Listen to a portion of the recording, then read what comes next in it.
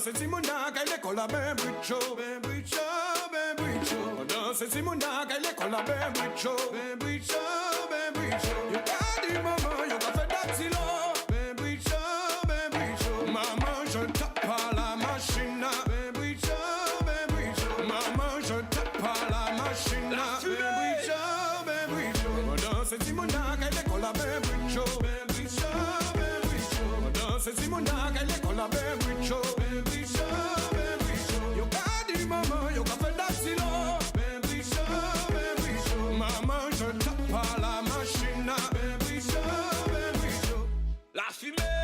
La fumée, cacaos.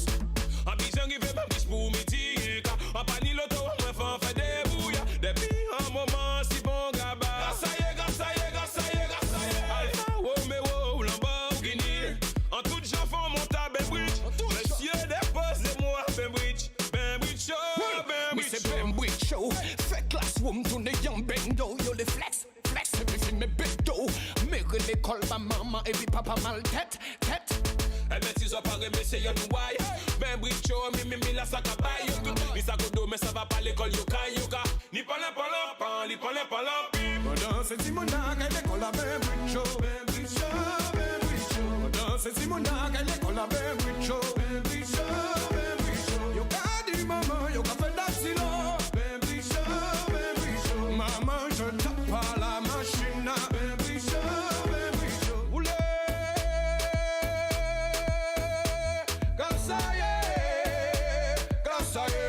Chaque génération c'est comme ça. Si WhatsApp yo voit qu'a fait visser puis Pierre Paul Jacques. À l'âge Haïti fin le choc au monde à Jacques. Si WhatsApp yo voit qu'a fait visser puis Pierre Paul Jacques. Pourtant c'est l'école maman il voyait l'école.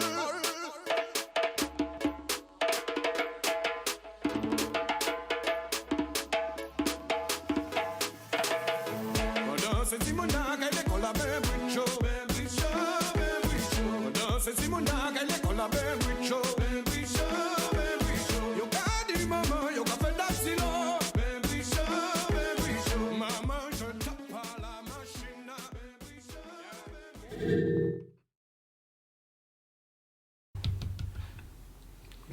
bricho. Nous y sommes. Eh bien voilà. Monsieur, déposez-moi à Benbridge, parce que Benbridge Show. Mesdames et messieurs, je vous dépose à Eco Club pour partager ensemble le café, non pas le café Chololo, mais le café chaud. Alors, pour partager le café chaud aujourd'hui, 5 spécialistes du café chaud d'Eco Club. Alors, Jean Seymour, comment allez-vous? Je vais très bien, cher ami Nico et chers amis du plateau. Un grand bonjour aussi aux téléspectateurs de Canal 10. Un petit mot agréable pour le choix de la musique. Hein. Ça nous est arrivé des années 70. Oh là là. Je crois que le fait, les artistes qui ont repris ce morceau à leur manière, qui ont actualisé cette musique-là, ils ont très bien fait. Ça montre qu'il y a de l'ingéniosité aussi. C'est chez nos producteurs. C'est très, très, très bien. En tout cas, ça me fait penser des années 70, quand on y allait, c'était là, le goût d'apprendre, l'envie d'apprendre. Mais quand même, il y avait le côté Boin Beach. Vous savez, quand on se voit, même dans les pays à l'étranger, un peu, on se dit, mais quand on fait? Mais on te connaît nous, Boin Beach.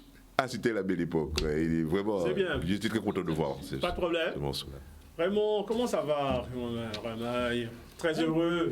Eh bien, ça va. Bonjour à tout le monde. Bonjour, cher monsieur Nico, et à tous les téléspectateurs qui nous regardent. Et puis, ça nous a remis un petit peu dans l'ambiance de notre jeunesse, cette musique chaude, dirait-on, et l'ambiance de l'école, du monde scolaire.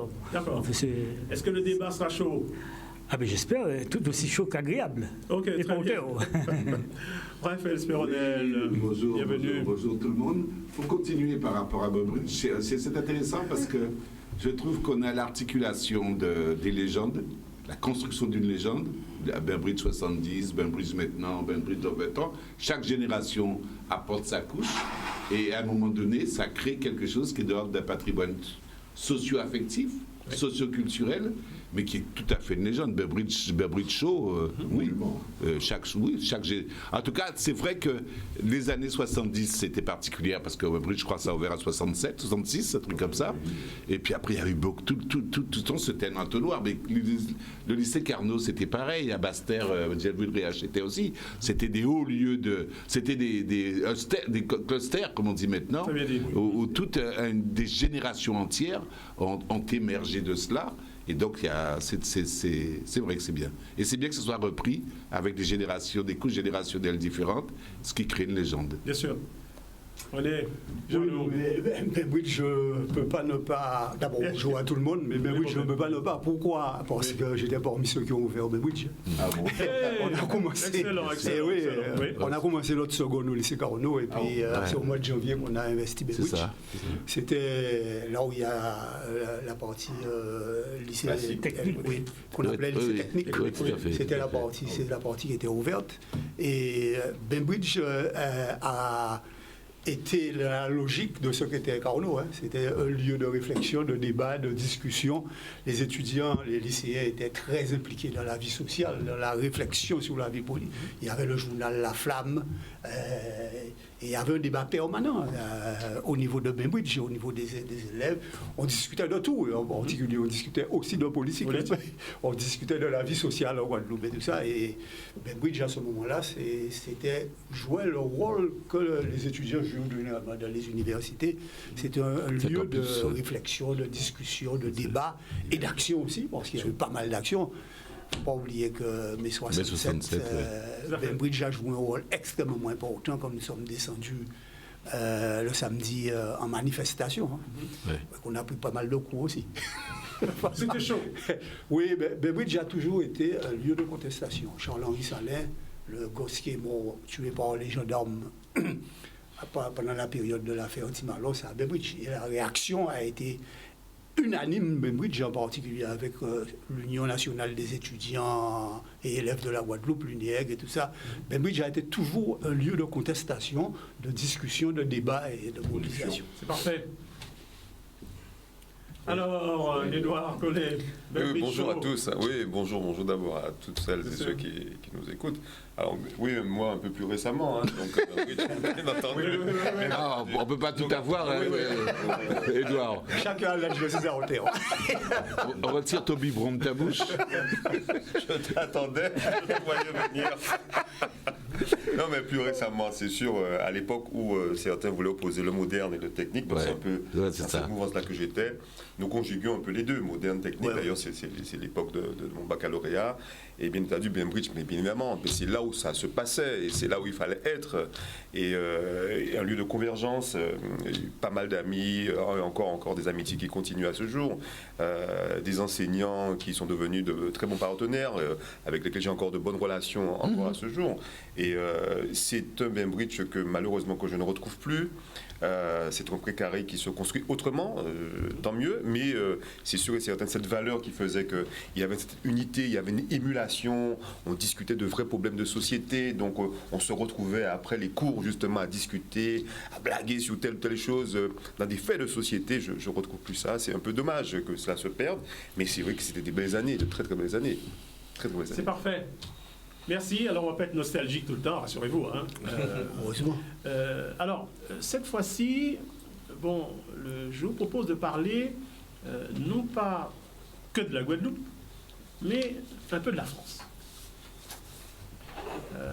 C'est intéressant de parler de la France parce que parler aussi de la France, parce que aujourd'hui, dans la campagne électorale, tout le monde est guadeloupéen. Alors que ce soit ceux qui sont pour la nation guadeloupéenne, ceux qui sont pour le pays Guadeloupe, ceux qui sont pour les travailleurs de Guadeloupe, ceux qui sont pour un PTEM, ceux qui sont pour réussir la Guadeloupe, ceux qui sont pour l'identité régionale de la Guadeloupe, ceux qui sont pour le respect, ceux qui sont pour la solution, ceux qui sont pour qu'on soit debout en Guadeloupe, ceux qui sont pour une nouvelle voie pour la Guadeloupe, ceux qui veulent que nous restions debout pour elle, et le dernier qui veut continuer pour la Guadeloupe. Et la France dans tout ça, qu'est-ce qu'elle veut? Qu'est-ce qu'elle fait? Qu'est-ce qu'elle fait pour que sa volonté soit faite? Notre Guadeloupe à nous, qu'est-ce qu'elle veut? Qu'est-ce qu'elle fait? A-t-elle une volonté? L'État est-il neutre? Voici la grande question. Et nous, par rapport à lui, avons une stratégie, avons une volonté. Est-ce qu'on se donne les moyens de parvenir à notre volonté si elle existe? Alors, pour réagir à ça, pour commencer à ça, je commence par apparemment un paradoxe. Je vais vous passer, alors comme on dit mon prédécesseur historique Yves Simon, technicien, je vais vous passer une vidéo de 20 secondes hein, qui me sert de provocation pour la question de que fait l'État en Guadeloupe et que font les Guadeloupéens. Alors, on y va. 20 secondes d'une provocation récente.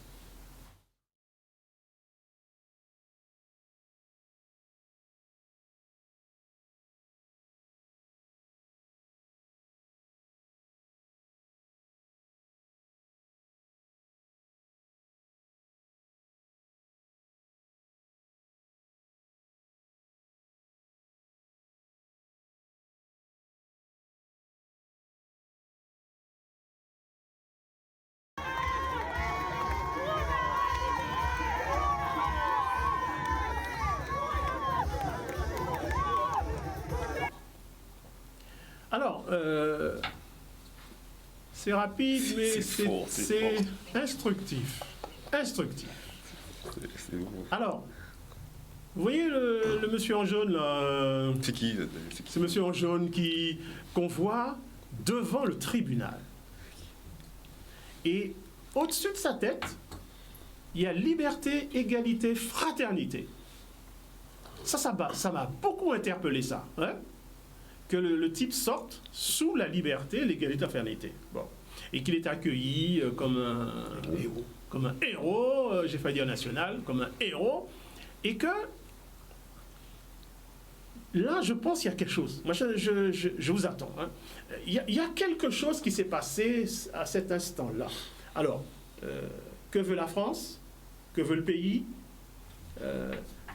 Sommes-nous dans la mise en scène? Bon, vous pouvez peut-être parler un peu de ça, hein, qu'on réagisse hein, sur cet événement et puis sur d'autres événements, en fait. Hein, parce que ça ne peut pas être quelque chose d'innocent, ce qui s'est passé là, à mon sens. On y va, un peu violemment ce dimanche matin, sans avoir servi le café. Alors, Jean, tu es la première victime, Jean. Ah ben oui, je le ressens. Tu es la première victime de cette affaire-là. Alors, Jean, nous attaquer, Jean. Alors, bon, indépendamment de Jacques, de manière plus générale, Jacques, peut-être, c'est un prétexte hein, oui. Général. Est-ce que tu penses que la France, ici, veut quelque chose? Je crois qu'elle a... c'est la France, c'est la France. Ouais. C'est d'abord un grand pays, ouais. Oui, avec ses valeurs, une tradition, un passé, une histoire, et qui n'entend pas s'effacer de ce passé-là. Cette verticalité, comme j'aime si bien le dire, n'est-ce pas? Elle veut être exemplaire. Et partout où il y a, où l'État s'investit, n'est-ce pas? Il y a les missions régaliennes de l'État, eh bien, l'élection régalienne, eh bien, je veux vous dire tout simplement que l'État veille à ce que ces domaines-là, eh bien, soient, comment dirais-je, soient exemplaires, en quelque sorte. Voilà. Je pense que ce qui s'est passé, pour revenir très rapidement à ce qu'on a vu là, bon, écoutez, c'est que très probablement, et ça c'est peut-être dommage, que ce soit le maire quand même des Abîmes, avec Gelton, s'est trouvé devant la justice, une judiciarisation je ne sais pas de pratique, mais de fait, n'est-ce pas? Oui, mais quelque part, en fait, je dis entre guillemets, hein, parce qu'il est considéré innocent. Pour pouvoir bien expliquer aux gens, oui. Tu as dit fort justement, judiciarisation. Il arrive comment? Est-ce que tu sais comment il arrive? Il y a une plainte Ah oui, d'abord il y a une plainte. D'accord. De qui? Il y a eu plainte. Peut-on dire de qui? Je crois savoir, c'est d'un adversaire. Oui, semble-t-il. Il a un nom. Il a un nom. Ce serait Servat. Oui, c'est Olivier Servat qui a porté plainte. Je ne dis pas tous les éléments du dossier, ce serait, je préfère dire. C'est la République, il a le droit de porter plainte, Servat. Avait-il... En tout cas, il a saisi le procureur. Oui, je crois que c'est ça. oui, C'est pas constitution de partie civile. Il a saisi l'opposition. Il a dit opposition, mais c'est fait tel bitin. Voilà, exactement. Et le procureur, en vertu de cet article 40, procédure pénale, lui, qu'est-ce qu'il fait? Il engage des enquêtes. Il fait des investigations. Et il est emmené à faire entendre, à auditionner, comme on dit, le chef d'orchestre, le prétendu chef d'orchestre, l'homme essentiel. Alors l'homme, c'est où intervient sa verticalité. S'il n'a pas l'habitude, automatiquement, il va fripper. Et je crois qu'il a frippé, puisque c'est tout, il a eu malaise. N'est-ce pas? Je crois que c'est ça aussi. Donc tout cela pour vous dire que dans cette affaire-là, il y a eu, pour répondre à ta question, plainte a été déposée, le procureur a été saisi. Le procureur, bon, c'est lui qui met en marche l'action publique. Hein. Il a mis en marche l'action publique, il a entendu les parties. Maintenant, il y a, semble-t-il, mise en examen. Non, c'est pas semble-t-il, tu as raison. Il y a mise en examen. Mise en examen, oui. Et après, il y aura un contradictoire, un procès, et on va voir qu'est-ce qui va en sortir. Okay. Seulement, j'ai été étonné un petit peu par tout ce qu'on a vu un peu à la sortie, cette grande manifestation de foule. Je crois que il n'est pas question de plaire la justice. Mais je pense que peut-être les gens, ils avaient cette ferveur, ils étaient contents de retrouver leur idole, quelque sorte. Ils se sont comportés comme ça. Mais je me suis dit que, bon, en tout cas, ceux qui font la justice, qui jugent, ils sont là, ils regardent aussi.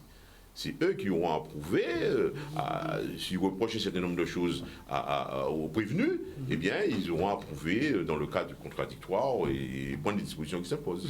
Jean, pour finir, donc on a vu ce qu'a fait la France dans cette affaire-là, parce que le procureur choisit ou pas. Oui, c'est ce pouvoir judiciaire. Il a instruit. La rapidité avec laquelle il choisit. Voilà. C'est le pouvoir judiciaire. En matière d'affaires en France, voilà, on a exactement. 20 ans. Tout à fait. Hein. C'est le pouvoir judiciaire. Et la Guadeloupe a répondu en étant présente sous la liberté de la finalité. Pour faire entendre, savoir. On va voir. Alors, Raymond, toi, comment tu, de manière générale, cet exemple-là, de manière générale, est-ce que tu penses que la France veut quelque chose? Est-ce que nous voulons quelque chose? Est-ce que nous sommes au rendez-vous de notre volonté, ou est-ce qu'elle est la seule à vouloir et nous sommes là? C'est difficile, mais que penses-tu de tout ça? Alors, pour commencer, je dirais que nul n'est au-dessus de la loi. Nous vivons dans un pays organisé, un pays de droit, et chacun d'entre nous, quand on constate qu'il y a irrégularité quelque part, on peut porter plainte. Et est-ce que l'État joue son rôle? Est-ce que l'État est neutre? Est-ce que... c'est vrai que chacun peut aller de son interprétation. Moi, je pars du principe, c'est un pays de droit, un pays avec des lois, un pays organisé. Il faut faire respecter la loi. Et je regrette même que la loi n'est pas toujours respectée. Et des fois, il y a des négligences et on va vers certaines déviations, certaines dérives. Et après, quand on veut rattraper, on se rend compte, par exemple, dans le problème de l'eau en Guadeloupe, qu'on connaît très bien, le problème de l'insécurité en France d'une manière générale, qui est le domaine régalier de l'État, où il y a parfois des manquements, ou alors on laisse faire pour voir si on peut rattraper plus tard ou pour diverses raisons. Mais je pense que dans un pays de droit, il faut faire respecter la loi, il faut faire respecter chaque citoyen et de manière égalitaire. Et que tout le monde soit logé à la même enseigne. C'est vrai que c'est pas toujours le cas. Il y a des procès qui vont plus vite que d'autres. On sent quand même qu'il y a pas toujours cette même équité entre par exemple monsieur comment il s'appelle, monsieur Tapi ou moi-même. On sent des fois qu'il y a certaines inégalités, mais c'est dommage, mais la loi doit rester. C'est une force qui doit rester à la loi et doit être respectée en toute, comment dirais-je, en toute impartialité. Voilà. D'accord. Ça, c'est ce que tu souhaites et on est d'accord. Est-ce que c'est ce qui se passe selon toi? Est-ce que ici, tu penses, on va avancer un tout petit peu, est-ce que tu penses ici, c'est comme partout ou c'est plus impartial qu'ailleurs? On peut avoir le sentiment selon son, son idéologie. Hein. Oui. L'idéologie parfois peut jouer. On arrête un maire, parce que je suis pour le maire, on dit la loi, parce que c'est mon maire que j'aime, on l'a arrêté, c'est une exagération. L'autre qui est contre le même maire, il dit, tant pis pour lui, il a bien fait, il n'avait qu'à respecter la loi. Mais il y a aussi, et donc il y a la loi au milieu pour trancher et pour faire que les choses soient respectées. Maintenant, chacun a sa sensibilité. Hein. Je prends le cas par exemple du bonhomme qui a été arrêté par la gendarmerie. Il y a des... Jean-Pierre. C'est Jean-Pierre. Oui. Donc on voit bien que là, il y a, selon les sensibilités, on peut dire qu'il y a eu exagération de côté ou selon la sensibilité, il n'y a pas eu exagération. On a prétendu que le bonhomme ne s'est pas arrêté, on a prétendu qu'il était ivre, on a prétendu qu'il a été bousculé, on a vu des vidéos. Maintenant, mais il y a quand même une chose, hein, je dirais que la loi doit être respectée, force doit appartenir à la loi. On ne peut pas non plus dire aujourd'hui, quand la loi est en sa faveur, on est attaqué chez soi, on a besoin du service d'ordre, et ben, on est bien content, et le lendemain, c'est l'inverse, on dit il faut tirer sur le service d'ordre, les gendarmes. Non, je ne suis pas d'accord avec ça. Il faut respecter la force de l'ordre, il faut respecter la loi. Parfait. Raphaël Spéronel, question délicate. Oui. Alors, pour commencer par rapport à Raymond, c'est quand même pas une question de sensibilité. Il y a des faits dans les traitements des choses, et les faits sont têtus, comme dirait mon ami. Avant moi. Avant toi. Oui. Donc il y a des faits. D'ailleurs, il faut des faits Raymond, et on voit bien qu'il y a des traitements qui sont complètement différentiels, partieux et compagnie. La preuve, c'est que je vous rappelle qu'on ne va rouvrir que Macron lui-même, M. Macron lui-même, a demandé qu'on mette en place des états généraux de la justice. Il y a des états, le grand débat qui est posé actuellement en France, au niveau politique, ce sont les états généraux de la justice. Donc une interrogation qui porte sur le fait de justice en lui-même, pas les justiciables, pas les infractions, les délits et compagnie, il n'y a pas de problème. Sur le traitement par la justice des situations. Donc ça ne veut pas dire que c'est simplement une question de sensibilité, il y a un vrai problème. Maintenant, sur la neutralité de l'État, non, l'État n'est pas neutre. C'est pas possible. C'est pas possible. La neutralité signifie l'inexistence politique. Donc, à partir de là, on peut dire quoi? L'État est engagé. L'État est le bras armé de la politique. C'est lui qui permet de mettre en place la politique, les politiques publiques. Je n'ai rien inventé, je parle sous l'autorité de mon seigneur. Oui, le grand spécialiste qui va s'exprimer tout à l'heure, Édouard Paulet. Deuxième droite. Oui. Donc, si l'État fait quelque chose, c'est que ça correspond à une vision, que ça correspond à une méthodologie, ça correspond à des objectifs bien précis, même si ces objectifs-là, pour nous, ne peuvent ne pas être très très clairs. Donc l'État n'est pas fou, l'État n'est pas inconscient, n'est pas irrationnel, n'est pas illogique. S'il fait quelque chose, c'est parce que ça correspond à une vision. Comme je sais qu'il y a un développement sérieux après ces déclarations, l'État n'est pas neutre, petite pause et nous revenons. D'accord. Publicité. Eh bien, nous voici revenus avec Raphaël Spéronel autour de la question de l'État français ici. Et Raphaël nous disait très simplement, l'État n'est pas neutre. Et il ne peut pas, alors je dirais plus, il ne peut pas être neutre, pas plus l'État que vous et moi, hein. Nous sommes vivants. Si on est vivant, si on est là et on n'est pas trop bête, c'est qu'on poursuit des choses, on a des objectifs. Donc ces objectifs nous engagent. Et dans les choix qu'on va faire et dans les pratiques, dans les comportements qu'on va avoir, ces comportements reflètent la partie objective de ces choix. Donc il ne faut pas non plus chercher à croire qu'il y a une espèce de culture, de religion, de la neutralité qui ferait que je ferais les choses de manière dépourvue de tout état d'âme, de tout état d'intérêt, etc.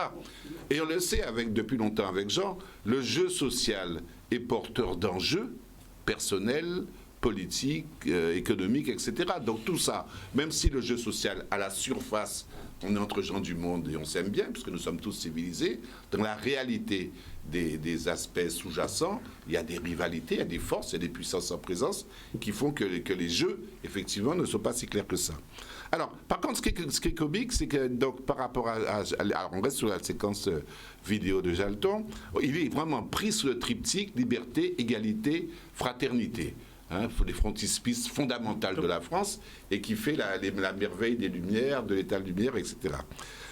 Alors, ce qui est original avec la Guadeloupe, c'est deux choses. Premièrement, la France ne sait pas gérer sa ou ses décolonisations.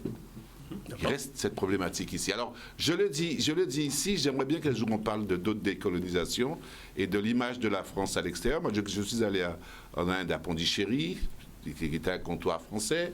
Je connais bien le Vietnam, qui était un comptoir français, et l'Indochine. La trace que la France a laissée dans ces pays est catastrophique. Alors, l'histoire du Vietnam est plus intéressante parce que les Américains sont retournés, alors qu'ils ont fait la guerre jusqu'aux années 63, je crois, ou 73. Ils y sont, ils sont bien reçus. Alors, en même temps, vous allez visiter du côté de Da Nang les trous dans lesquels les Viet Cong se mettaient, bombardaient, etc. Et avec toute cette espèce, tous les musées, tout ce qu'il y a par rapport aux Américains. Mais en même temps, les Américains viennent visiter, viennent voir les napalms qui étaient sous les machets. Donc, ils sont retournés, ils sont bien commerce. La France, dans toutes ces décolonisations, n'arrive pas à retourner et à garder, et pourtant elle était civilisatrice. Bon, donc il y a un vrai problème là, etc. Et puis donc il y a ce problème. Alors la Guadeloupe, c'est les deux. Tout à la fois État français avec les problèmes de justice de la France et les déséquilibres. Alors, sur les problèmes de justice de la France, moi je m'interroge.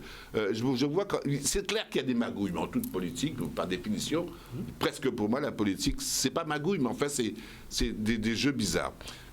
Et en un mois, 2 mois, tous nos élus importants, sont passés à la houlette. Il y a eu Chalus, il y a eu Bobichot, ça depuis tout le temps, il y a eu Borrell, il y a eu machin. Nous sommes des grands.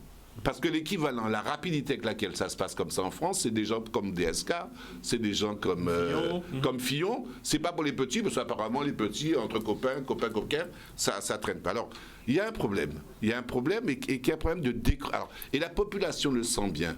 Alors, il faudrait pouvoir travailler plus sur ça. Mais il y a manifestement un décrochage entre la gestion de l'image, on est en vidéo, la gestion de l'image et la contradiction qu'il y avait entre l'image de la population qui adulait son héros, et puis Liberté qui a été frontée. Il y a quelque chose, on n'est pas obligé d'être docteur en sémiologie pour se rendre compte qu'il y a un truc, qu'il y a un décalage. Mais il y a aussi un décalage entre le son et le sens. Vous êtes dans le temple de la justice française et vous entendez les gens crier voilà, nous poyons, etc. Donc il y a un deuxième décalage là, ce qui fait que ça amène un décalage aussi profond au niveau du sens, entre le sens premier qui est porté par l'image et les sens seconds qui sont portés par les individus et les différentes situations. Et donc, bien sûr, le rapport fondamental qui va se faire, et là, est simplement démocratique et politique, c'est entre la justice et le public, au-delà même du héros qui a été...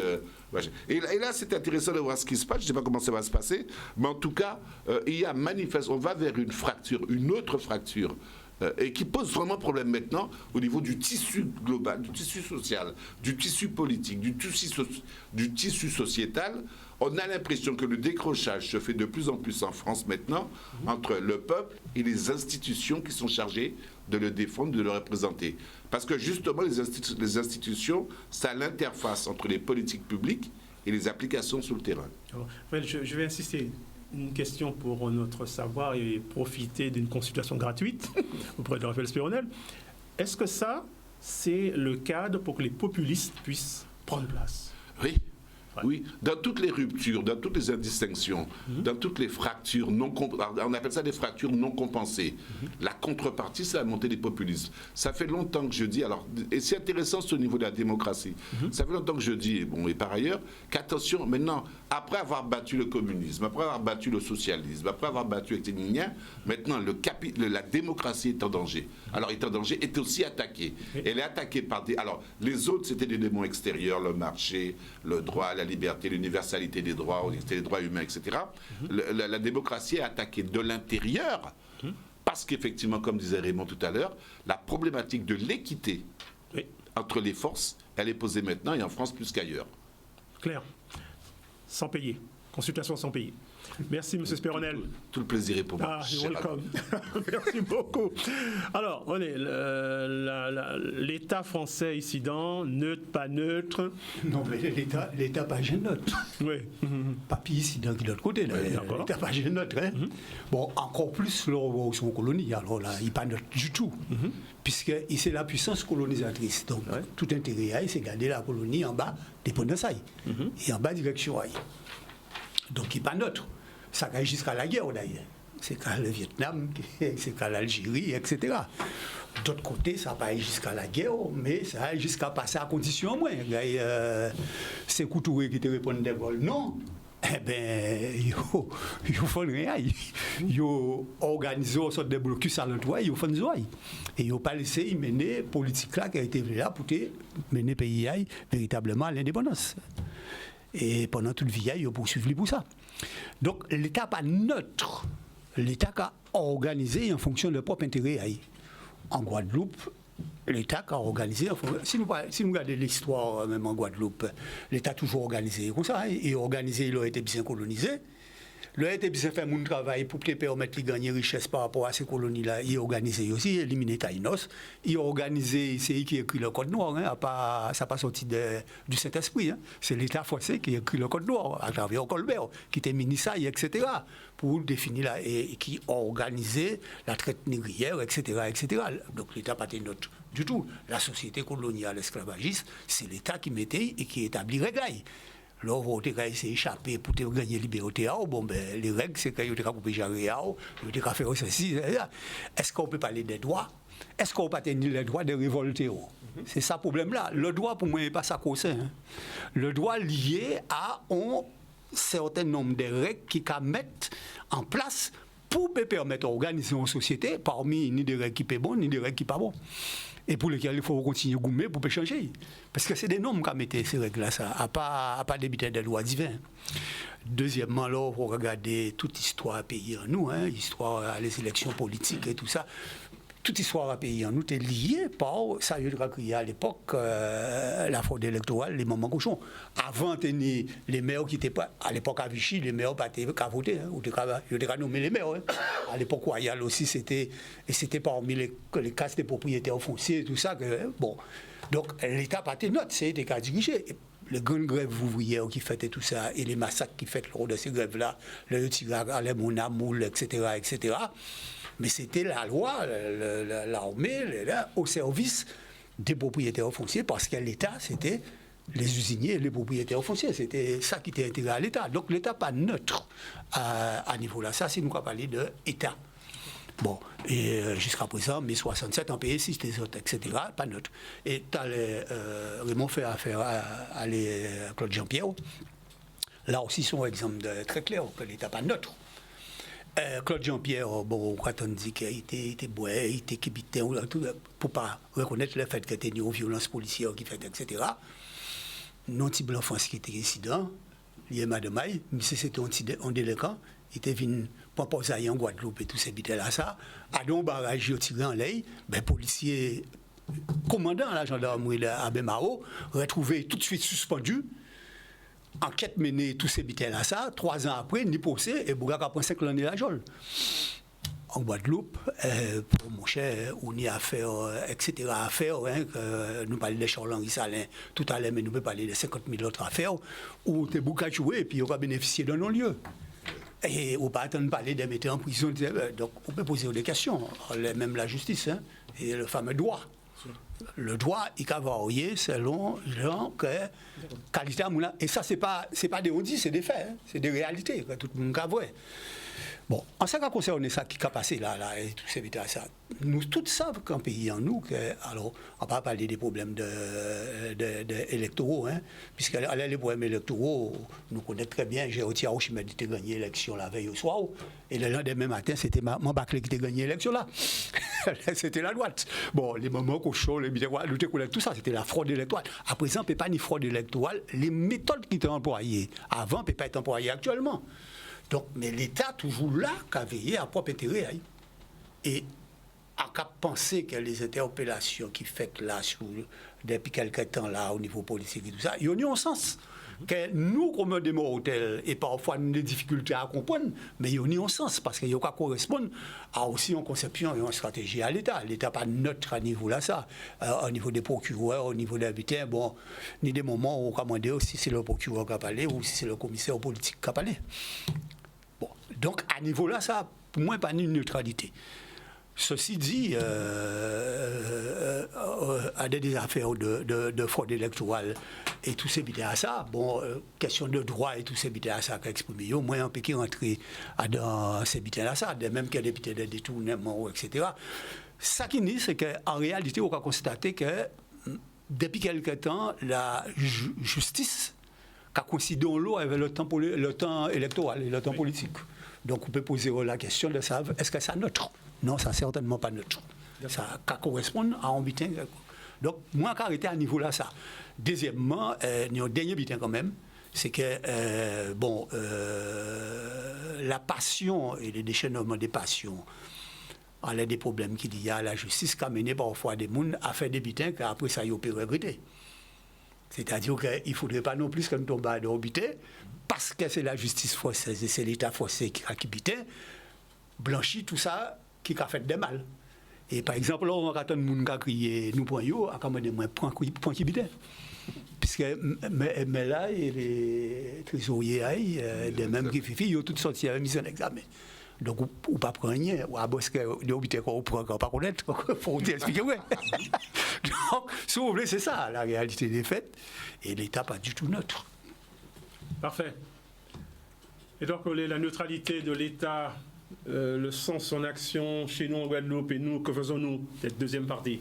Oui, c'est que faisons-nous? Oui.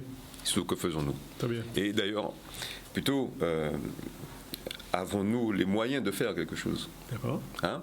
Et ce que mon cher ami vient de dire à l'instant est très, très intéressant lorsqu'il parle de ce contexte électoral. Et c'est plus à l'aune de ce prisme-là que je souhaite pouvoir répondre à ta question, hein, et plutôt à l'allégorie, à cette image. Hein, donc, cet élu, ce maire des Abîmes, Éric Jalton, que je salue d'ailleurs, hein, nul n'est parfait. Et donc, pour tout simplement, hein, mon cher Nico, tu as fait quelque chose d'exceptionnel. Je savais qu'il y avait plusieurs façons d'opposer la justice et la politique. Et là, quelle belle illustration que tu fais là, en mettant cette image et en montrant derrière l'institution judiciaire. Alors, bien évidemment, je ne peux pas entrer dans le débat purement judiciaire, puisque un justiciable, Olivier Servat, a estimé qu'il avait intérêt à saisir le procureur de la République concernant une infraction qu'il penserait être consommée. Donc le procureur a décidé de poursuivre, de suivre. Il y a eu une garde à vue du maire des Abîmes. Cette garde à vue s'est traduite par un déferment de ce dernier devant le procureur de la République, qui a décidé un certain nombre d'actions judiciaires à son encontre. Ton acte là-dessus. Je passe ce sujet. Par contre, je m'interroge, bien évidemment, vu la personne la personne du gardé à vue qu'il était, la personnalité qu'est Éric Jalton, je m'étonne véritablement de cette soudaineté, puisqu'il n'a pas été le seul pendant une période particulièrement chargée, hein, donc puisqu'il y a eu Harry Chalus, il y a eu bien d'autres, il y a eu Borel Incertain, des personnes forces, hein, des images de proue de notre société politique guadeloupéenne qui se sont retrouvées devant la justice à quelques encablures d'une élection quand même générale et importante pour la vie de notre société. On va continuer, mais Raphaël dit une chose, il dit il y a un peu de temporalité judiciaire et temporalité au remède du Qu'est-ce que pour toi ça veut dire quoi? Est-ce que on peut accepter que ce soit le pur hasard qu'on convoque le président de la région, un vice-président, une vice-présidente, le chargé des travaux, la présidente du département, maintenant le patron de Cap Excellence, et on me dit que d'autres viendraient après. Pendant le temps de la campagne électorale, qu'est-ce que ça peut bien vouloir dire? Est-ce que c'est tôt pour pouvoir interpréter? Est-ce que tu as une idée? Dis-nous tout. Non, mais ce que je dis, c'est d'abord, je suis surpris. Oui. Je suis très surpris. C'est soudain et c'est pas anodin. D'accord. Bien entendu, c'est pas anodin. Je répète, c'est sûr et certain que j'ai toujours su qu'on ne pouvait opposer le juridique et le politique. Ce couple-là a toujours eu du mal à exister. Hein? Si l'un doit définir le droit, le juridique, l'autre définit le pouvoir, je constate que ce couple, juridique et politique, se battent tous les deux pour le pouvoir. Et ça, il y a une sorte de mode de régulation sociopolitique que le pouvoir juridique veut exercer sur l'autre. L'action de l'État est par moments entravée par le pouvoir juridique. Mais là, à l'occasion d'une élection telle que celle-ci, on est... Il ne faut pas être surpris, et je ne le suis pas d'ailleurs, de cette soudaineté, de cette rapidité. Qu'est-ce que le pouvoir juridique essaie de dire au pouvoir politique guadeloupéen notamment? Parce qu'il y a une lecture, et ça c'est vrai ce qui a été dit tout à l'heure, de la manière dont le pouvoir juridique, ou le juridique, comprend ou s'essaime ou se distribue dans nos départements. Ce n'est pas la même vision du tout en France hexagonale, je le dis, puisque je le vis. Et donc ça, je peux m'inquiéter, m'interpeller dessus, en dehors véritablement des intérêts judiciaires sur un fond de droit, donc de l'affaire là-dessus. Donc cette temporalité, elle questionne déjà, est-ce que le calendrier politique et le calendrier judiciaire, des moments ne se calent pas ensemble? Est-ce qu'il n'y a pas, par moment, la volonté du pouvoir politique de s'immiscer dans les affaires juridiques et de s'en inquiéter de manière positive? Autrement dit, cela remonte même à l'essence même de notre séparation des pouvoirs. Ce n'est pas tout à fait anodin que le pouvoir politique décide de pouvoir s'ingérer dans les affaires judiciaire. Parce que, vous savez, notre séparation de pouvoir, elle est une séparation de pouvoir assez hybride, puisqu'elle distingue bien une séparation de pouvoir, mais concernant le judiciaire, elle ne le concède pas comme pouvoir judiciaire. Elle le désigne en tant qu'autorité judiciaire. Donc elle a cette mémise sur son action. Et donc, là encore, on peut se poser la question, est-ce que ces calendriers, eh bien oui, ces calendriers peuvent des moments coïncider. On peut, et l'histoire de la France a montré que, et souvent pour des raisons d'État, que j'oppose à l'état de droit, pour des raisons d'État, et notamment dans des pays colonisés, dans des pays comme le nôtre, il faut le dire tel quel, et on peut se retrouver pour des raisons d'État à de l'affairisme politique dans les affaires judiciaires, où le judiciaire est piloté, est commandé, les juges n'aiment pas ça, mais c'est une réalité de notre société. On peut se poser aussi pas mal de questions sur cette concomitance des calendriers, à l'aune justement de ce qui a été évoqué là sur l'affaire de Claude Jean-Pierre. Parce que la question de la justice, elle est questionnée, et gravement et lourdement. Cette rapidité, cette soudaineté. Alors qu'il y a des affaires sur lesquelles, pendant des années, l'affaire de la chlordécone, jusqu'à présent, il y a des enquêtes parlementaires, il y a des situations de concordance de faits pour lesquelles j'entends pas la justice. Parce que la raison d'État, parce qu'il faut protéger l'État dans tout ça. Et donc la justice, elle est tâtonne, elle est à pas de velours. Alors que dans l'affaire Claude Jean-Pierre, parce que ça nous renvoie, nous, à ce qu'on attend de notre justice. On nous dit que extirper quelqu'un dans des conditions normales et de droit, eh bien, entraîne la mort. C'est ça la vérité. J'entends un procureur de la République qui nous dit que l'extirpation de cet individu a été faite de manière normale. Et la question qui mérite d'être posée, est-ce que extirper quelqu'un manu militari de son véhicule, c'est forcément l'entraîner à la mort? Est-ce que c'est ça la normalité d'une action? Donc c'est cette image, et puis la conséquence, elle est grave, et ça a été dit encore tout à l'heure, c'est que aucune décision de suspension à titre provisoire ou conservatoire de ces agents de police ou de ces officiers de police judiciaire n'a été prise. Rien pour sécuriser, calmer ou lancer un signal à nos autres Guadeloupéens pour dire attendez, oui, la justice fera son travail, en attendant, effectivement, je prends des dispositions conservatoires. Afin de nous garantir. Ça veut dire que demain ou aujourd'hui je sors de chez vous, je ne sais pas si lorsque je suis interpellé, comment cela peut se terminer. C'est pareil dans des conditions normales. Donc, c'est cette idée de la justice qu'on peut se poser pas mal de questions où le politique devrait davantage s'immiscer, se mêler là-dessus. C'est dommage qu'à l'occasion d'une élection qu'on a entendu les gens se réveiller parce qu'on avait une vidéo pour pouvoir dire oui, l'affaire Claude Jean-Pierre nous inquiète, alors que ça fait un temps qu'elle existe. Donc, ces concomitances, ces maladresses, cette lutte souterraine entre le pouvoir juridique et le pouvoir politique, qui est toujours existant, est très inquiétant. Et elle est davantage exacerbée sur nos latitudes. D'accord. Une consultation gratuite. Une deuxième.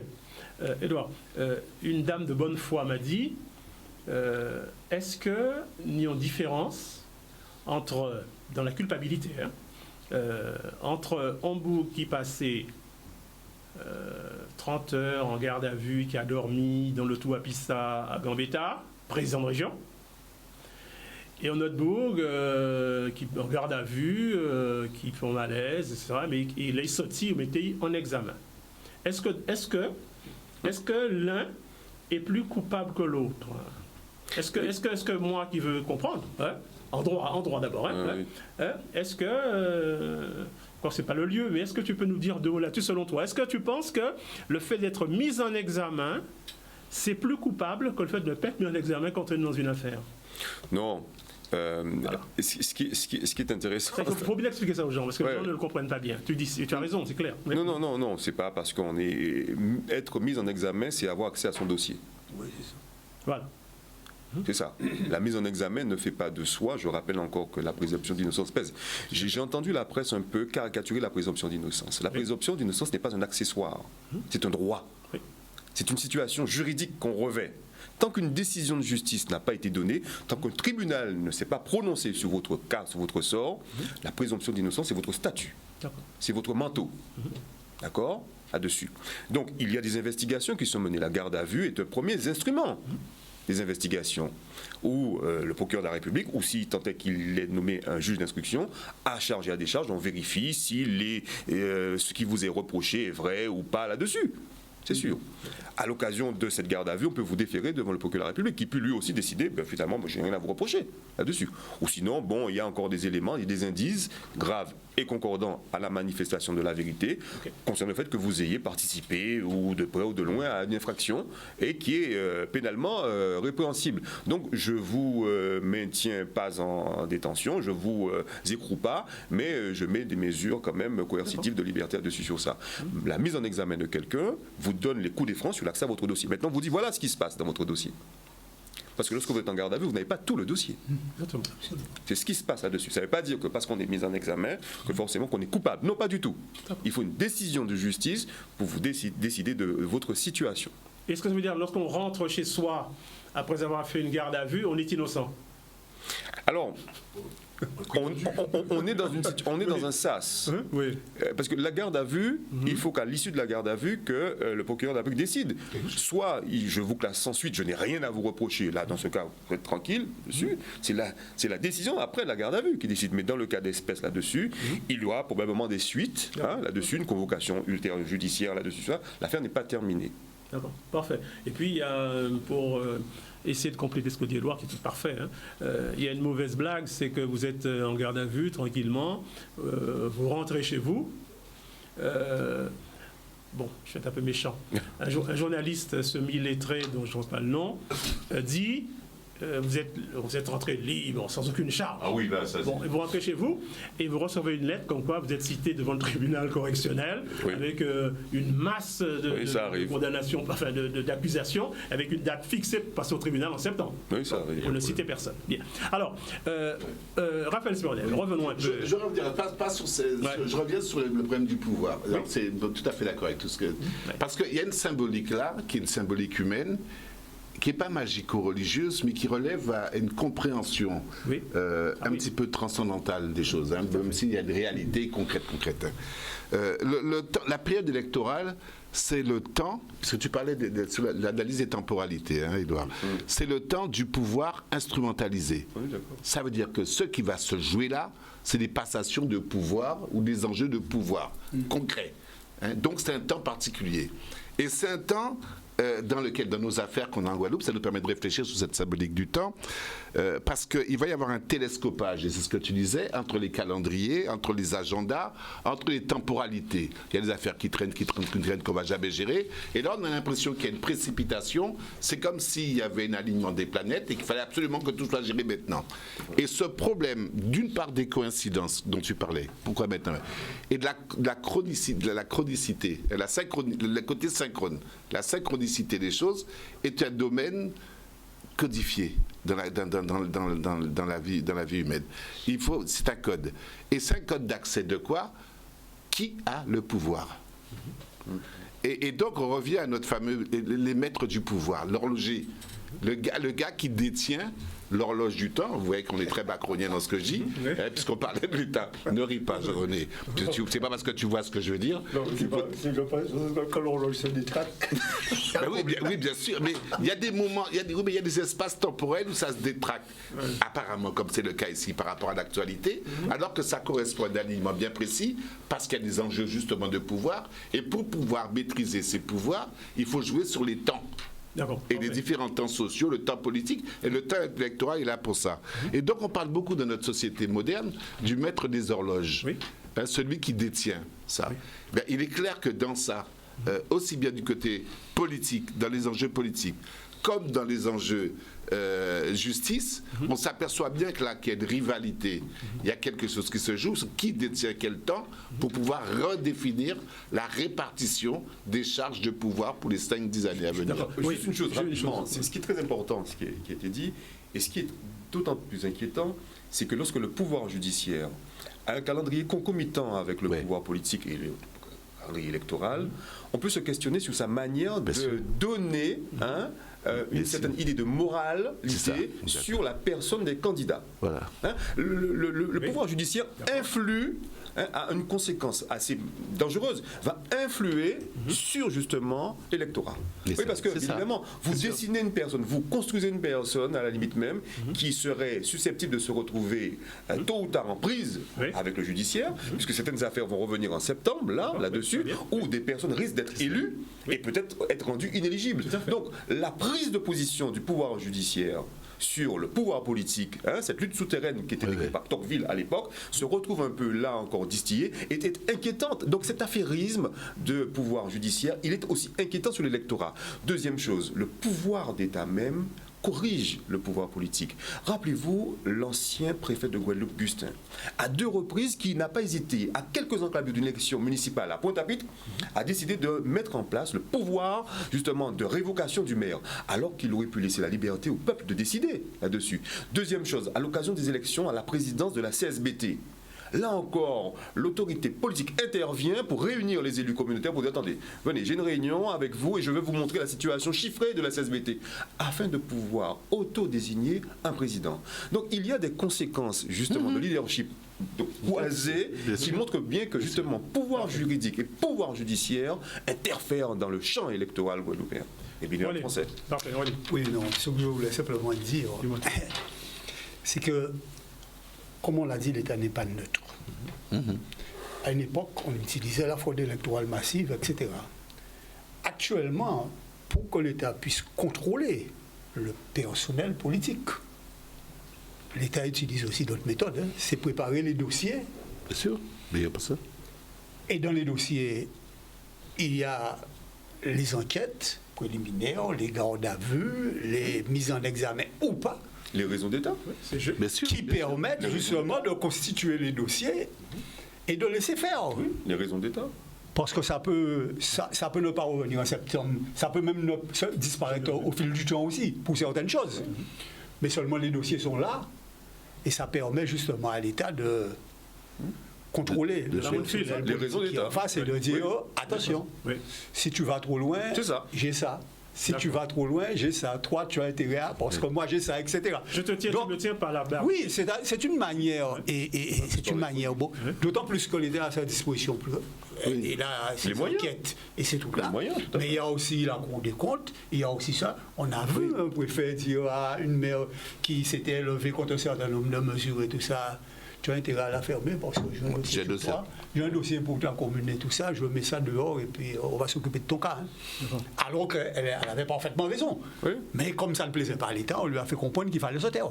Et ça se fait régulièrement. Et c'est pour ça que je dis que c'est pas aussi simple que ça. Juste en termes de boutade, parce que bon, à la raison d'État, chère à Édouard, s'oppose la raison des États et des États socioculturels.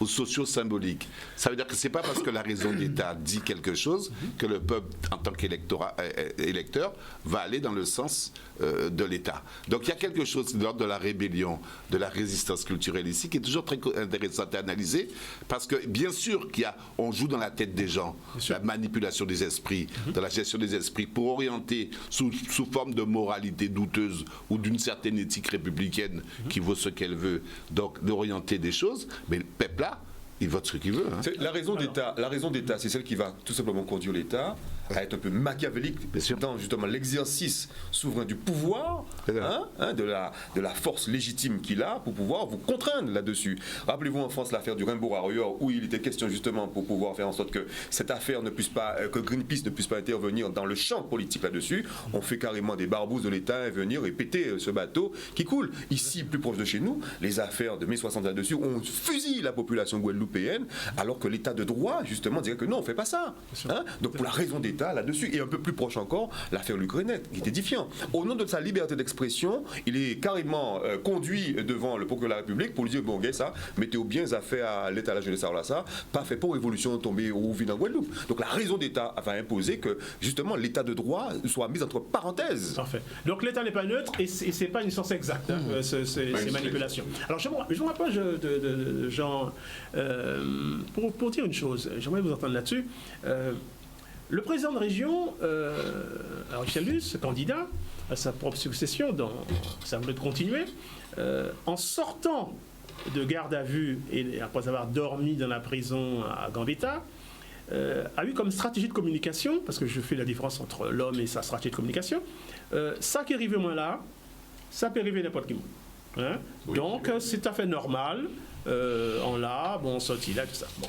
Donc, on a un acte, à mon avis, d'État, parce que le choix de la procédure, le choix de la poursuite, c'est la justice. Et moi, je pense que l'État est derrière ça, clairement. Et vous avez une réaction du président de la Guadeloupe, du président de la région de Guadeloupe, en disant que c'est normal. Bon. J'aimerais vraiment vous entendre là-dessus, cette normalité-là. Et la deuxième chose, à titre d'exemple, moi je me souviens de Marine Le Pen, qui lorsqu'elle avait été convoquée par le juge d'instruction, a dit « Je ne viens pas, monsieur. Je ne viens pas. Je viendrai après les élections. » Et je me souviens de Nicolas Sarkozy, qui, lorsqu'il a été mis en garde à vue pour des affaires extrêmement graves, a été libéré le soir pour aller dormir dans les bras de Carla. Il est revenu le matin. Alors,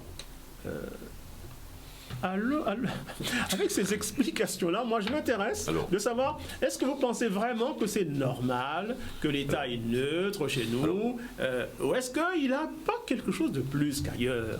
Concernant les propos du président de Richelieu. Oui, c'est normal.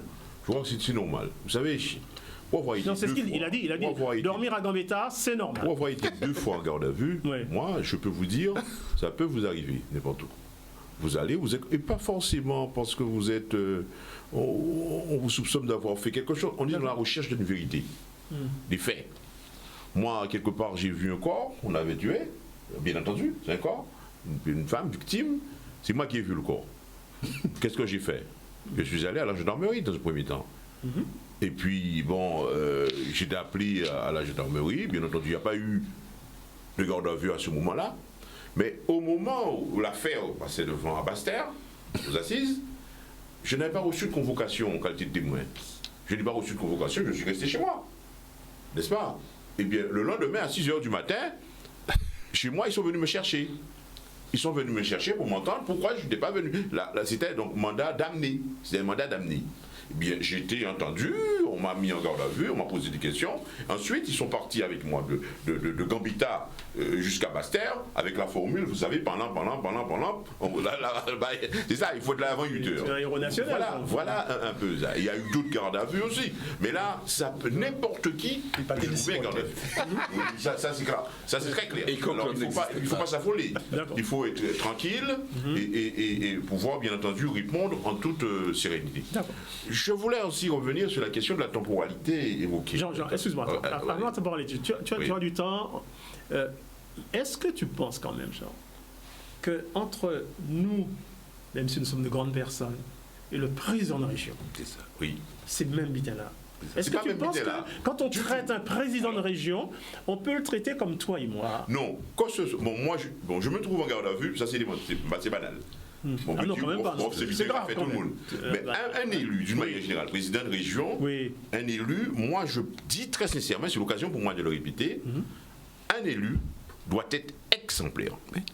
Ça ne veut pas dire parce que vous êtes en garde à vue que vous êtes... oui. Non, pas forcément. Peut-être que vous êtes là, mais vous n'avez pas commis délit, on vous entend. Le délit, on vous entend.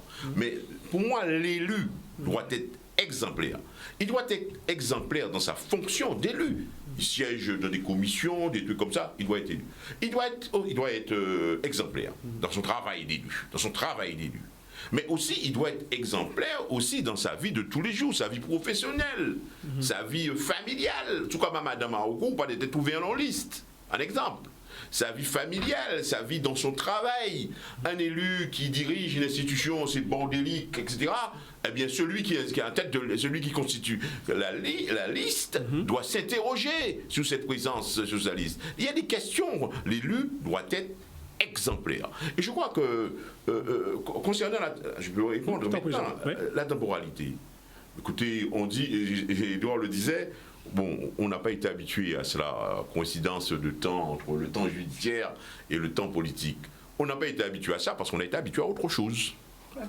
Eh bien oui, on a été habitué à une situation où il y avait des élus qui commettaient peut-être des actes délictueux et qu'on laissait, ils ont toute liberté, ils faisaient leur campagne et après, voilà.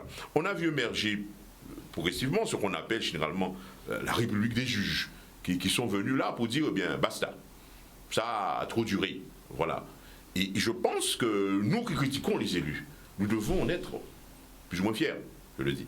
Parce que nous critiquons les élus, c'est si, monsieur fait ça, monsieur fait ça.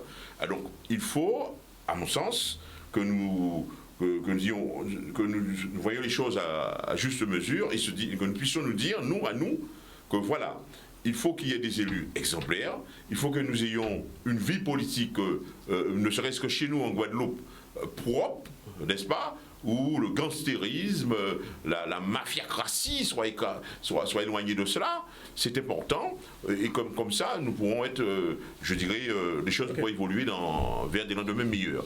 Mais l'exemplarité de l'élu, c'est quelque chose, à mon sens, de fondamental. Et un élu, par exemple, c'est le cas, il y a des têtes de liste, il y a un président sortant, il doit dire à tous ceux qui sont sur sa liste, qui sont responsables de ceci, institution, mettez l'ordre à Kazao. Si vous ne mettez l'ordre à Kazao, vous va créer problème en liste en moins. Ça, c'est fondamental. Il faut être rigoureux. Hein. Je suis quelqu'un de très attaché à la rigueur. D'accord. La verticalité des choses. J'ai bien entendu, comme mode de réponse, attendu qu'il ne faut pas que le fait d'être mis en examen veut dire qu'on est coupable. Hein. Non, ça, je ne pense pas du tout. Alors, vraiment, est-ce que toi, tu penses, hein, je vois qu'on parle, toi et moi, de ça, parce que tu es connu pour quelqu'un de direct et de franc, est-ce que tu crois que mettre un président de région sur la paillasse avec les punaises, avec les saletés, avec le pissa qu'on dit ma grand-mère, tout à pissa à Gambetta. Ma grand-mère appelle Gambetta tout à pissa à Gambetta. Hein? Est-ce que tu crois que... Bon, pas de problème. Hein? Bon, si on boucle au moins, il peut aller là aussi.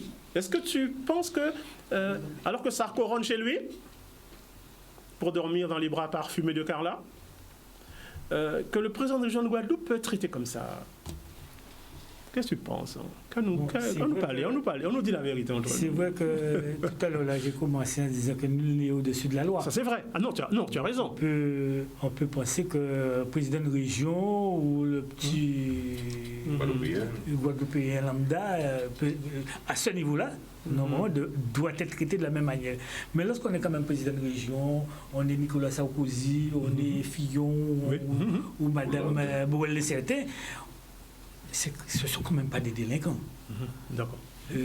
Ce sont des gens qui ont une certaine audience, une certaine carrure qui s'impose dans le domaine politique notamment.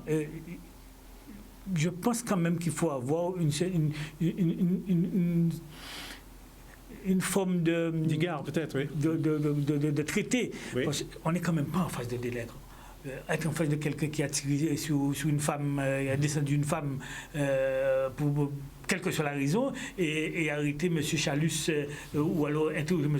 Chalus en garde à vue, c'est quand même pas on est d'accord. Le même personnage. Bon, à mon avis, on doit quand même tenir compte de ça. On doit quand même tenir compte de ça. Il y a la délinquance financière. Et, bon, alors maintenant comme disait Jean, c'est bon, l'élu doit être impeccable, doit être irréprochable, et c'est ce qui manque, non seulement en Guadeloupe, peut-être un petit peu plus marqué parce que ces derniers temps nous avons eu beaucoup d'affaires, mais d'une manière générale, l'élu doit être quelque chose d'irréprochable. Et c'est ce qui nous manque ici en particulier à la Guadeloupe, où on a parfois, monsieur, tout le monde peut être candidat pour aller aux élections, c'est un droit, mais on sent quand même qu'il manque parfois quelque chose pour certains de nos élus, notamment dans le sens de la responsabilité. C'est les petits copains, on oublie la loi, on fait un certain nombre de choses, d'irrégularités, et ce qui fait qu'on trouve beaucoup d'affaires en Guadeloupe. Pour prendre le cas de la Guadeloupe, parce que nous vivons en Guadeloupe, mais c'est certainement pareil ailleurs. Mais en Guadeloupe particulièrement, nous avons beaucoup d'affaires. Et je regrette, pour revenir un petit peu sur ce que le sujet initial, que l'État ne soit pas plus présent dans les contrôles. Et s'il y avait plus de présence de l'État, au niveau juridique, je parle, au niveau de contrôle des institutions, du travail de nos élus, peut-être qu'on aurait eu moins d'affaires et on aurait peut-être une société guadeloupéenne beaucoup plus apaisée et beaucoup plus performante aussi, du fait qu'il y a le contrôle. On sent bien que le contrôle vient souvent a posteriori de certains nombres de problèmes, ce qui fait que ça crée un certain état d'esprit dans l'opinion qui fait qu'on perd la confiance dans l'élu. Le contrôle de l'État doit être rigoureux pour permettre à l'élu de se tenir correctement et de savoir qu'on ne peut pas faire n'importe quoi. D'accord. Excuse-moi, on parle en 2 minutes. Imagine un peu que l'État soit un État cynique. Autrement dit, Kabarfil ou Lakeo. C'est-à-dire que, comme tu dis, il intentionnellement, il ne contrôle pas, il te laisse te compromettre pour avoir la même mise. Est-ce que c'est une chose qu'il ne faut pas envisager parce que je suis dans un film? C'est une stratégie. Oui. C'est une stratégie. On peut dire, bon, on va traiter tel individu de cette manière-là. Voilà. Il y a un film. Et il y a un coup de zin là. Le coup de zin, oui. Oui. Ouais. Là, celle-là. Tu oui. C'est une méthode. Ça dépend du poisson. Ça dépend du poisson. Excellent. Il y en a qui sont peut-être plus habiles, plus adroits, plus subtils, et d'autres ont pu aller directement et puis taper directement et le problème est réglé. Mais je suis pour quel que soit le pays, notamment, je ne parle pas des pays à dictature, ça je ne veux pas entendre parler. Mais dans des pays de droit, la présence et le contrôle de l'État doit être le plus souvent fait de manière à ce qu'il n'y ait pas de dérive dans la société et puis préserver l'image des élus. Alors, on me dit il nous reste 5 minutes. Alors, je vous pose une chose. On a posé une question sur le rôle de l'État. Bon, si chacun devait dire, ça c'est ma fameuse rubrique, quoi penser, quoi dire, quoi faire. Est-ce qu'on peut essayer cet exercice-là de cette question-là, qu'est-ce qu'il faut dire, en un mot qu'est-ce qu'il faut penser, qu'est-ce qu'il faut dire et qu'est-ce qu'il faut faire Alors, on va essayer. Qui peut le quoi allez. Ah non, mais j'aime beaucoup les quoi. La première réponse au quoi, mon cher Raymond, c'est qu'il ne faut pas rêver. L'État est tout sauf neutre. D'accord. Alors, à partir du moment où on a dit que l'État n'est pas neutre, ça veut dire qu'il a des engagements, il va magouiller, il aura des stratégies, des tactiques. Je ne crois pas à l'exemplarité. Je ne crois pas au caractère irréprochable des choses. J'ai des engagements, j'ai des trucs, je m'engage en fonction de ce que j'ai. Donc je ne suis pas neutre, je ne suis pas exemplaire, je ne suis pas irréprochable. Mais ce qu'on va demander aux gens, c'est d'être clair. Ce n'est pas la même chose. Être clair, C'est-à-dire dire ce que tu fais, donc assume, et fais ce que tu dis. Mais ça ne veut pas dire d'être exemplaire. Qui est exemplaire? Qui a la prétention autour de cette table-là d'être exemplaire? Alors, il ne faut pas exagérer, il ne faut pas mettre une espèce de truc au-dessus de notre tête, une chape d'exemplarité, d'irréprochabilité. On fait tous des trucs, etc. Donc, il faut être clair. Bon. Et on est effectivement, ce qu'on disait, dans des problématiques de pouvoir. Juste pour donner un exemple, par rapport au compteur EDF, les informations de ce matin, Linsky, il y a 10 ans, on a dit que c'était gratuit, et maintenant on s'aperçoit que ceci, que ça, il faut faire payer, y compris l'élu, la responsable politique. Il ne faut pas croire que l'État, etc. Pour dire très très clairement la question de Chalus, je n'aime pas du tout ce qu'il a fait et comment il a fait. Alors, réponse banale, ou banalisation, ça peut arriver tout le monde, normalisation, banalisation à outrance, ça c'est de la lâcheté. Chalus, c'est un leader. J'ai peut-être pas choisi, pourquoi pas si, mais c'est un leader. Il doit avoir une réponse de leader, et là, il y a une faiblesse dans son leadership. S'il était clair avec lui-même, il serait, moi je suis lui, je le conseille, et je ne suis pas le gars, va au conflit. Tu es un leader, tu es debout, tu parles de verticalité, allez, si tu es sûr de toi. Et tu attends bien de voir ce qui se passe. Il y a, d'une manière générale, et je m'arrêterai là-dessus, il y a une insuffisance d'être ou d'essence politique ou sociopolitique chez nos leaders. Parfait. Et je m'arrête là-dessus. Allez, si tu dois conclure, c'est ça, comme vous dit.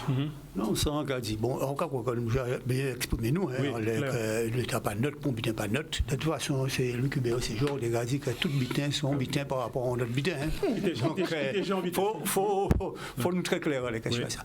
Problème à niveau élu, nous aussi, il faut être très clair. Là où sont élus, c'est qu'au moins des peuples là confient des responsabilités.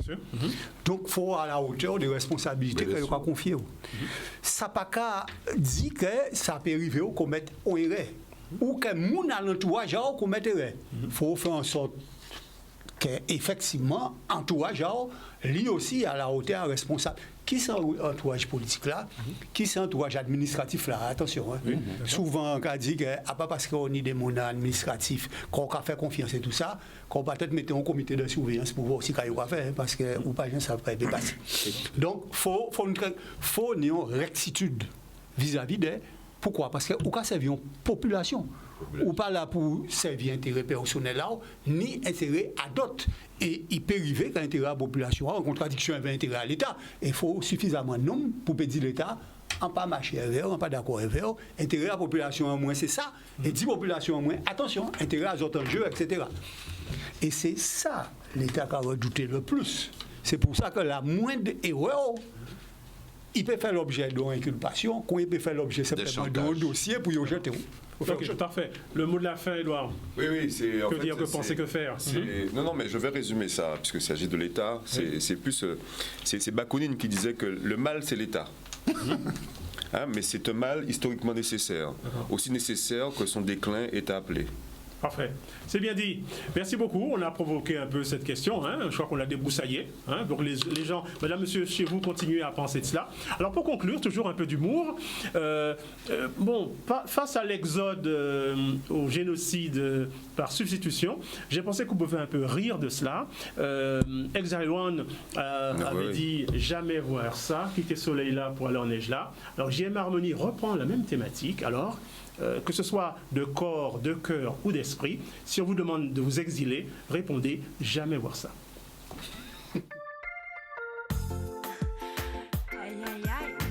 Maxo.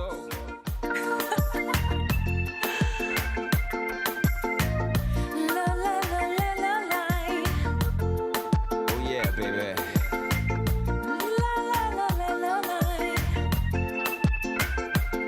Ça c'est histoire en masseau. On chèvre, yo ka crier masseau. Y'a ma begin, et cadence lipso. That's right, baby. Ité, à soufflage là à Cossier. On chèvre femme suisse, il rencontrait et criait jamais vois ça. Aïe aïe aïe, jamais vois ça.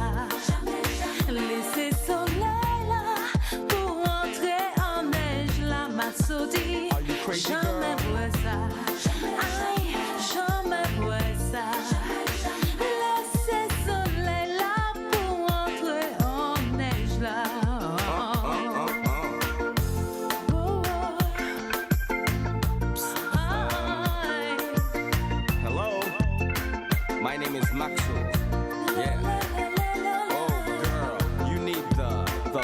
greatest lover in the world. Number one, that's right.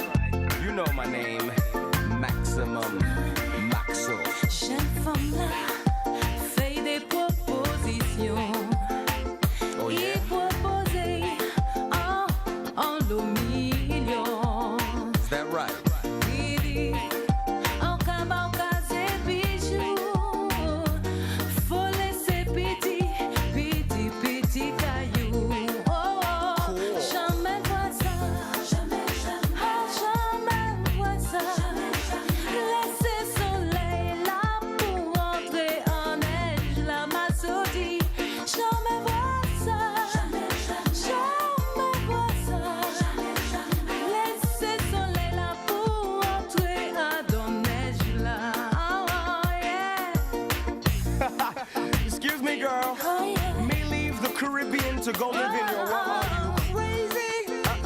Big G, share my money. Eternally Caribbean sunshine on my mind. Relax. Tropical love life, feel the spice. I make everything alright. Baby girl, pas de neige pour moi. Nah, nah, nah. Jamais vois ça, ma sotie. Laissez soleil là pour entrer en dedans There's neige only là. one Maxo, Jamais mama. vois ça, ma sotie.